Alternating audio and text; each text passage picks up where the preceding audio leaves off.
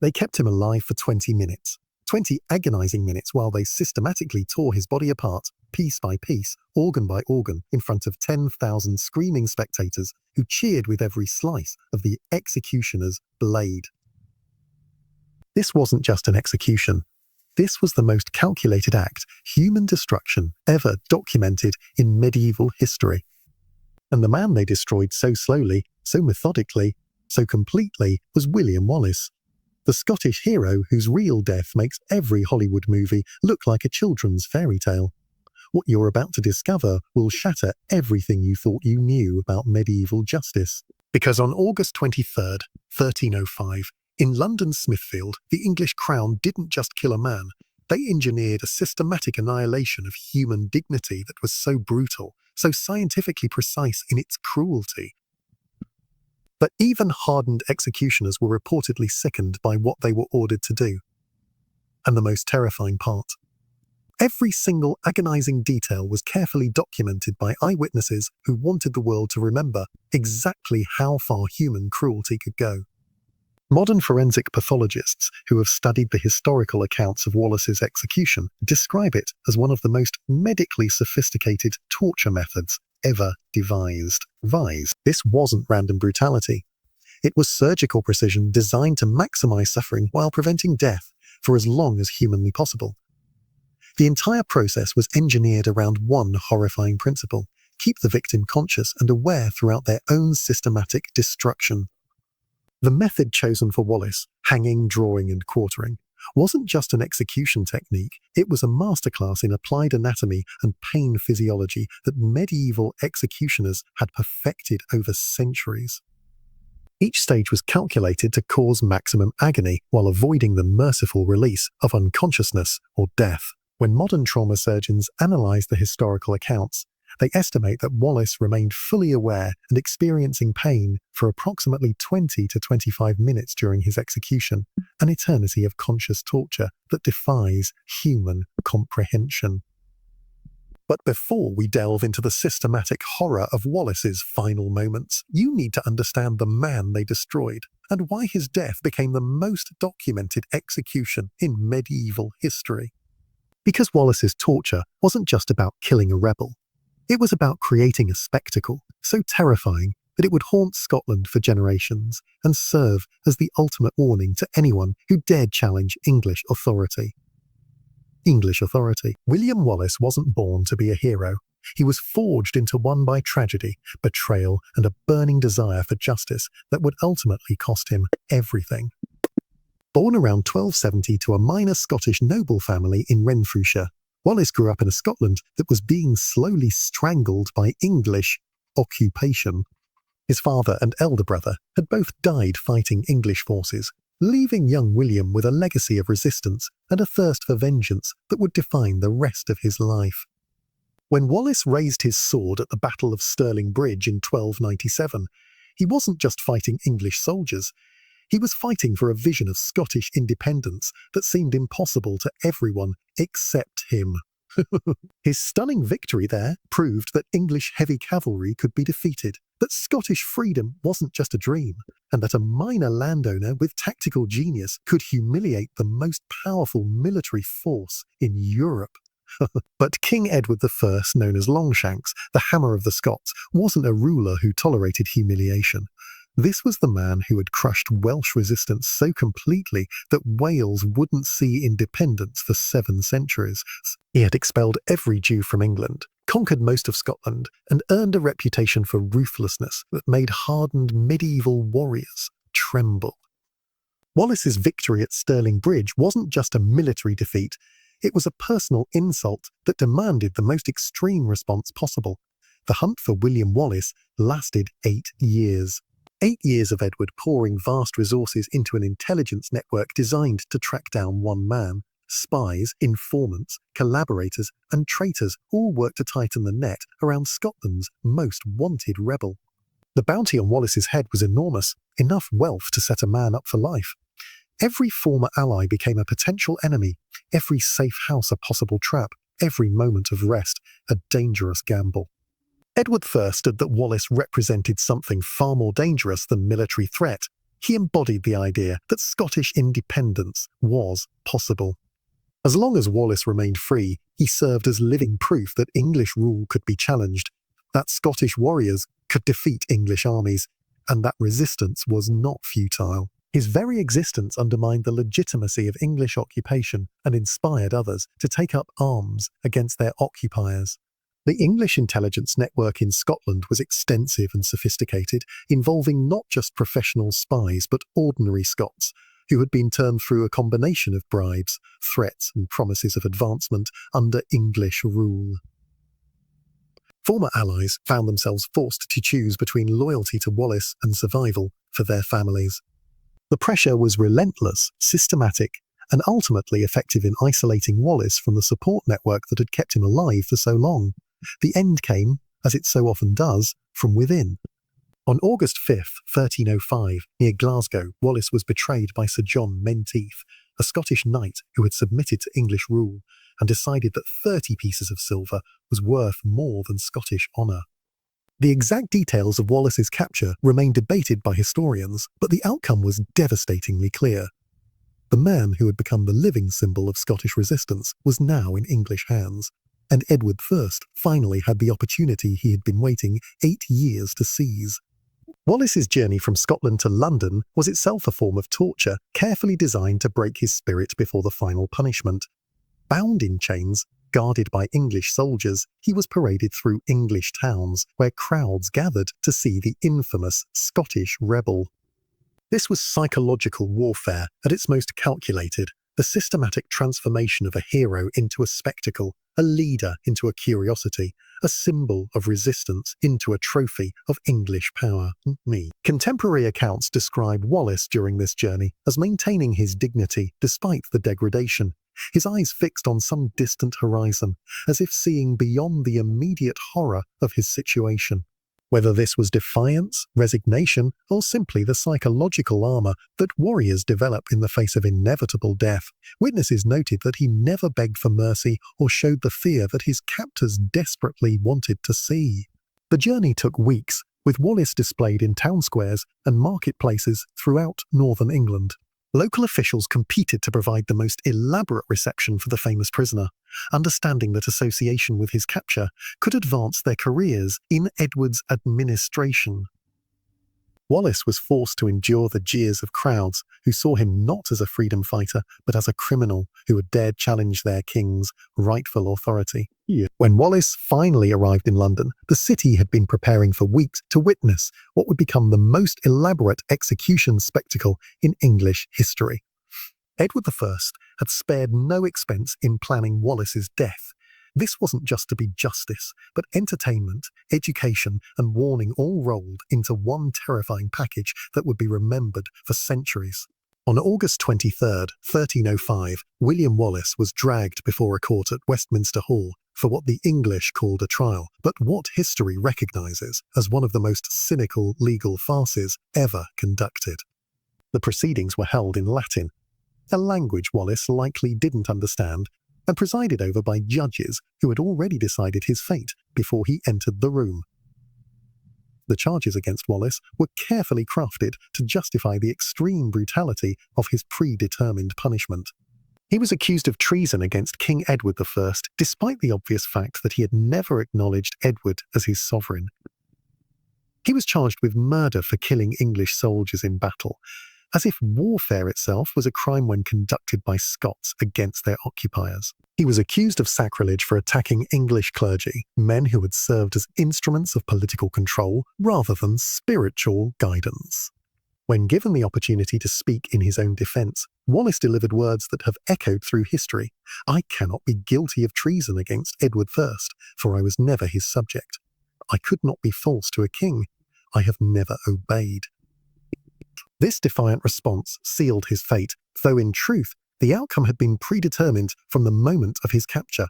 The English legal system had become a weapon of state terror, and Wallace was to be its most prominent victim. The sentence was pronounced with ceremonial gravity, each word carefully chosen to maximize the psychological impact on both Wallace and any Scottish observers who might carry news back to their homeland.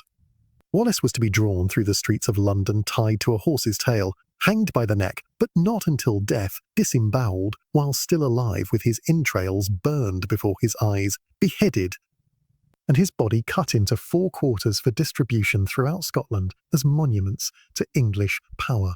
The legal proceedings were designed as theatre, complete with scripted responses and predetermined outcomes that would provide justification for what was essentially a predetermined torture session. The judges, all appointed by Edward I, had no intention of showing mercy to the man who had become the symbol of Scottish resistance.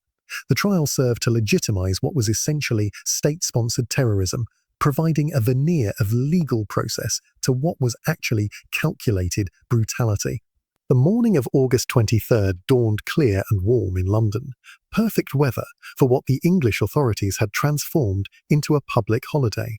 Vendors had set up stalls selling food and ale to the estimated 10,000 spectators who had gathered from across England to witness the death of the Scottish rebel. This wasn't just about justice.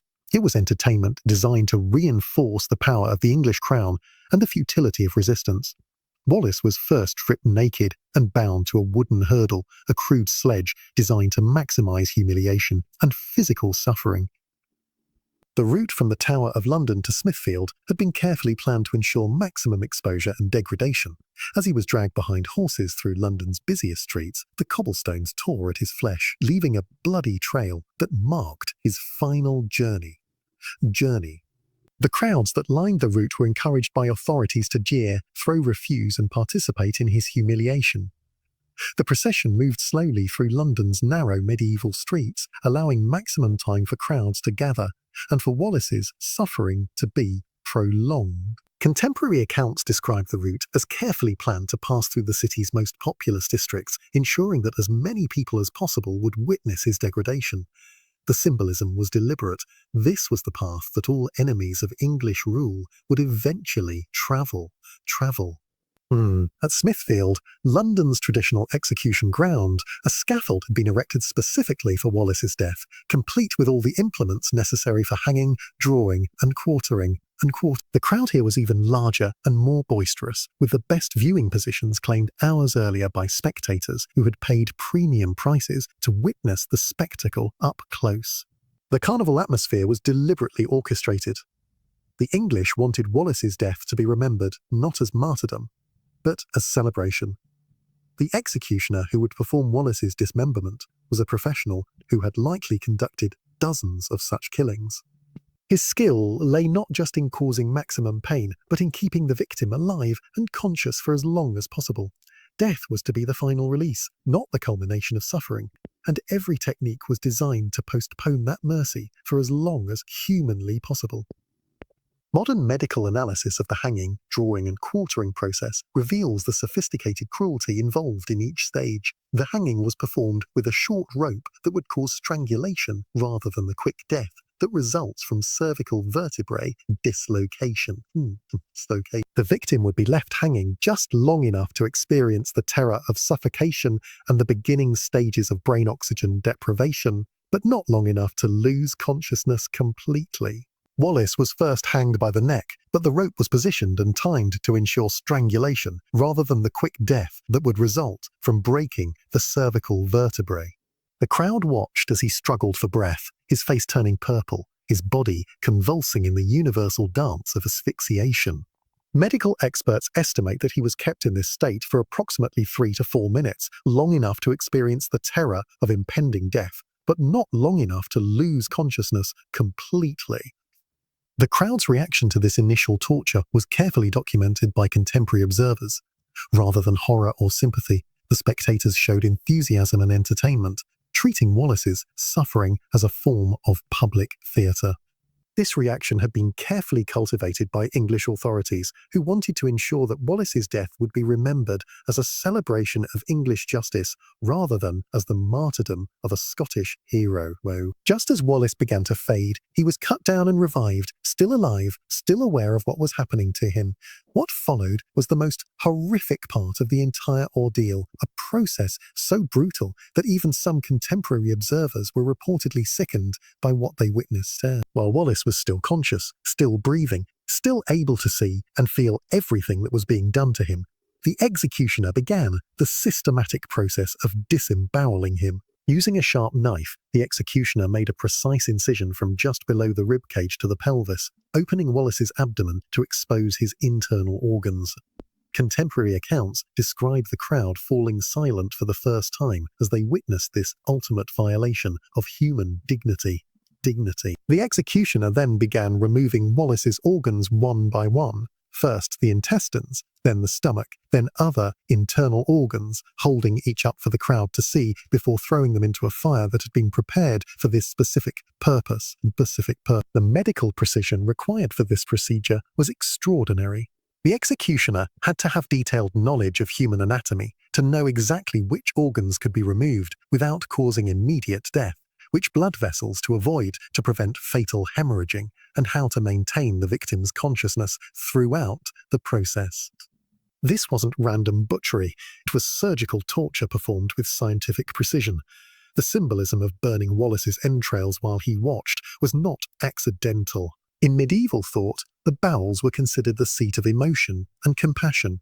By burning them while he was still alive to witness it, the executioner was symbolically destroying Wallace's humanity, reducing him to something less than human in the eyes of the watching crowd.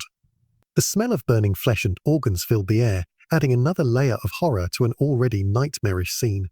Through all of this systematic destruction, Wallace remained conscious, his eyes open and aware, his body broken, but his spirit somehow intact.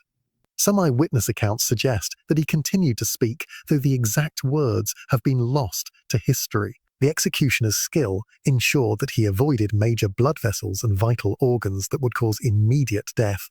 This torture was designed to be prolonged, to be witnessed, to be remembered. Contemporary medical understanding was primitive by modern standards, but medieval executioners had developed, through experience and empirical knowledge of human physiology, that allowed them to inflict maximum suffering while maintaining life. They understood which organs could be removed safely, how much blood loss a victim could sustain while remaining conscious, and how to manipulate breathing and circulation to extend the torture for maximum psychological impact. The crowd's behavior during this stage of the execution reveals disturbing aspects of human nature when given official sanction to participate in cruelty, rather than revulsion. Many spectators showed continued enthusiasm, cheering when organs were removed and applauding the executioner's skill. This reaction had been carefully cultivated through years of public executions that had conditioned audiences to view such spectacles as acceptable entertainment.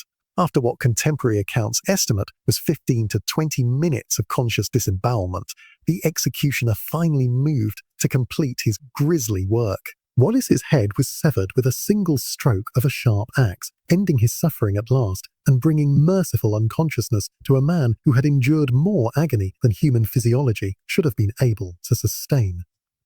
But even in death, Wallace's humiliation continued according to Edward I's carefully orchestrated plan. The head was held up for the crowd to see, blood still dripping from the severed neck, before being set aside for preservation and public display. The body was then systematically dismembered, cut into 4 quarters, like cuts of meat in a butcher's shop, each piece held up for the crowd's inspection and approval.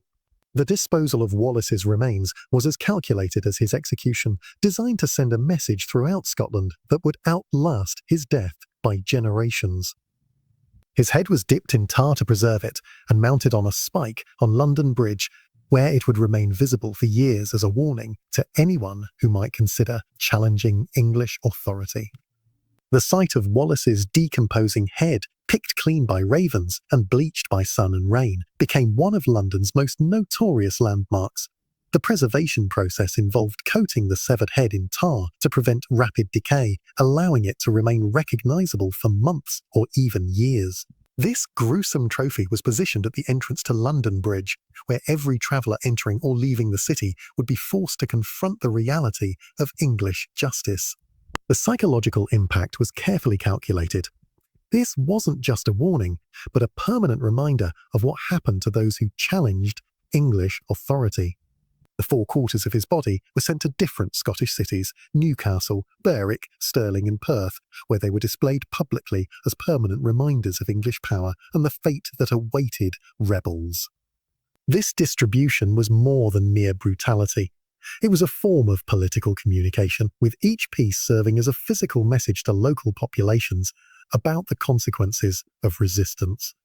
Each displayed quarter was positioned in the most prominent location possible, usually the main gate of the city or the central marketplace, where maximum numbers of people would be forced to confront the reality of English dominance. The psychological impact was carefully calculated. These weren't just body parts, but symbols of the complete destruction that awaited anyone who dared challenge English rule. The execution of William Wallace reveals disturbing truths about medieval society and human nature that remain relevant today. The 10,000 spectators who gathered to watch his suffering weren't monsters or psychopaths. They were ordinary people who had been conditioned by their society to view systematic cruelty as acceptable entertainment when it carried official sanction. Contemporary accounts describe the crowd's enthusiasm for the spectacle, their cheers when Wallace's organs were removed, their laughter when his head was displayed. This wasn't just passive observation, but active participation in state-sponsored torture on a massive scale. The normalization of extreme cruelty is perhaps more disturbing than the cruelty itself, suggesting that civilization's constraints are more fragile than we might believe. The English authorities understood that public executions were powerful tools of social control that went far beyond simple deterrence. They were rituals of state power designed to reinforce political hierarchies and social relationships through spectacle and shared participation in violence. Wallace's execution was perhaps the most elaborate such performance of its era, involving not just the physical destruction of the victim, but the psychological conditioning of the audience. The detailed documentation of Wallace's execution suggests that Edward I and his administrators understood they were creating a historical moment that would be remembered for centuries. Every detail was recorded, from the route of the procession to the method of preserving his head, indicating that this was intended to serve English interests for generations beyond Wallace's death. The psychological impact on witnesses extended far beyond the immediate audience. News of Wallace's execution spread rapidly throughout Britain and Europe, creating a reputation for English brutality that would influence international relations for decades. The execution became a symbol not just of English power, but of English cruelty, contributing to the isolation that would later complicate English foreign policy. Edward Longshanks had calculated that Wallace's brutal execution would crush Scottish resistance through sheer terror. The spectacle was designed to demonstrate that challenging English authority would result in consequences so severe that future generations would never dare contemplate rebellion. In the immediate aftermath, this strategy appeared to work perfectly. Many Scottish nobles who had supported Wallace either fled the country or submitted to English rule, calculating that no cause was worth such horrific death. But Edward I had fundamentally misunderstood the Scottish response to martyrdom. Rather than crushing resistance, the extreme brutality of Wallace's execution actually strengthened it by providing Scottish rebels with a powerful symbol of English cruelty and a rallying cry for vengeance that would resonate for decades. The very excess of the execution transformed it from successful deterrent into inspiration for the resistance it was meant to destroy. Robert the Bruce, who would later become King of Scotland and complete the work Wallace had begun, was reportedly moved to action by the spectacle of Wallace's execution. The brutality revealed the true face of English rule and demonstrated that accommodation with Edward I was impossible for any Scot who valued dignity and freedom. Wallace's death had created a culture of no quarter where mercy was neither expected nor given. The manner of Wallace's execution also influenced the tactics of future Scottish resistance. The lesson was unmistakably clear.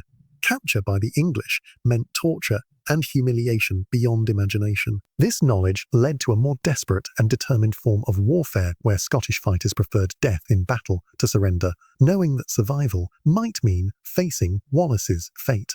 The transformation of Wallace from failed rebel into martyred hero demonstrates the unpredictable nature of political symbolism. Edward I had intended the execution to serve as the ultimate demonstration of English power and the futility of resistance. Instead, it became a powerful symbol of English cruelty and Scottish courage that would inspire resistance for generations to come. The brutality of Wallace's death became a foundational myth of Scottish nationalism, inspiring countless others to take up arms against English occupation. The very horror that was intended to deter rebellion instead became its greatest motivation, proving that extreme cruelty can sometimes backfire spectacularly when it creates martyrs instead of examples.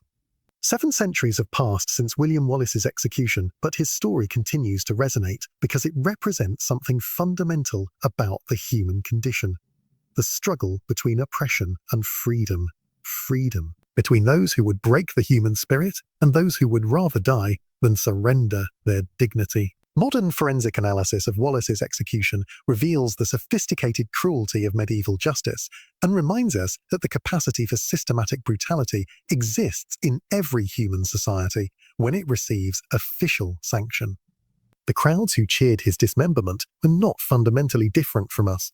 They were products of their time just as we are products of ours, conditioned to accept as normal what we now recognize as horrific. The transformation of Wallace from failed rebel to eternal symbol illustrates the unpredictable power of martyrdom and the way that extreme suffering can transcend its immediate purpose to become something larger than those who inflicted it ever intended. Edward I, he wanted to create a warning, but instead he created a legend that has inspired struggles for freedom across the globe for 700 years. Wallace's execution reminds us that there are principles worth suffering for, causes worth dying for, and that human dignity can be maintained even when everything else is stripped away. His story speaks to our deepest beliefs about justice, freedom, and the indomitable nature of the human spirit when faced with ultimate adversity. The blood-soaked cobblestones of medieval London have long since been paved over, but the echo of Wallace's sacrifice still resonates in every struggle against oppression, every fight for freedom, every moment when ordinary people choose principle over survival. His horrific death serves as both warning and inspiration, a reminder that freedom is never free, and that those who enjoy liberty have inherited it from those who are willing to pay its ultimate price. Today, as we face our own challenges to human dignity and freedom, Wallace's story remains powerfully relevant. The methods of oppression may have evolved, but the fundamental choice between freedom and submission remains the same. His execution reminds us that some things are worth any price, that the human spirit can triumph even in the moment of the body's destruction, and that the greatest victories are sometimes moral rather than military. William Wallace died in agony on that August morning in 1305, but in his suffering he achieved something that Edward Longshanks could never have imagined. He became immortal, transformed by the very brutality intended to destroy him into a symbol of resistance that will endure as long as humans value freedom over security and dignity over survival. The man who was torn apart so methodically, so completely, so publicly, had in his death accomplished what he could never achieve in life. He had become unbreakable,